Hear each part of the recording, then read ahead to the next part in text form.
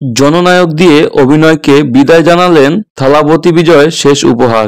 দক্ষিণী চলচ্চিত্রের সুপারস্টার থালাপতি বিজয় অভিনয় জীবন থেকে অবসর নেওয়ার ঘোষণা দিয়েছেন। তার ৬৯তম চলচ্চিত্র জননায়ক হবে তার শেষ চলচ্চিত্র। এবার তিনি পুরোদমে রাজনীতিতে যোগ দিচ্ছেন। ১৯৮৪ সালে শিশুশিল্পী হিসেবে ভেট্রি সিনেমা দিয়ে অভিনয় জীবন শুরু করা বিজয় দীর্ঘদিন ধরে দক্ষিণী চলচ্চিত্রের সেরা অভিনেতাদের একজন হিসেবে নিজেকে প্রতিষ্ঠিত করেছেন। কুশি, পোক্কিরি, মেরাল সহ একাধিক সুপারহিট সিনেমা দিয়ে তিনি দর্শকদের মনে জায়গা করে নিয়েছেন। তার সর্বশেষ মুক্তিপ্রাপ্ত cinema goat greatest of all time box অফিসে প্রথম দিনেই ১০০ কোটি রুপি আয় করে।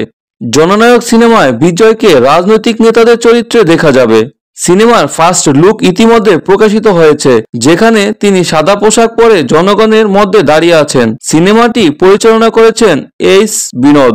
পূজা হেগড়ে, মমিতা বাইজু ও ববি দেওলও এই সিনেমায় অভিনয় করবেন। সিনেমার সুরারোপ করবেন জনপ্রিয় সঙ্গীত পরিচালক অনিরুদ্ধ রবিচন্দ্রন। বিজয়ের রাজনৈতিক দল ইতিমধ্যে গঠন করা হয়েছে এবং তিনি বেশ কিছু জনসভাও করেছেন। জনগণের অভূতপূর্ণ সাড়া পেয়ে তিনি রাজনীতিতে আরো বেশি মনোযোগ দিতে চাইছেন। এই সিনেমাটি কি বিজয়ের ক্যারিয়ারের সবচেয়ে বড় হিট হবে? এই প্রশ্নের উত্তর একমাত্র ছবি মুক্তির পরেই পাওয়া যাবে। তবে দর্শকরা অবশ্যই তাদের প্রিয় তারকাকে শেষবারের মতো বড় পর্দায় দেখার জন্য চেয়ে আছে। নতুন নতুন খবর ও বিনোদন পেতে আমাদের ইউটিউব চ্যানেলটি সাবস্ক্রাইব করে রাখুন।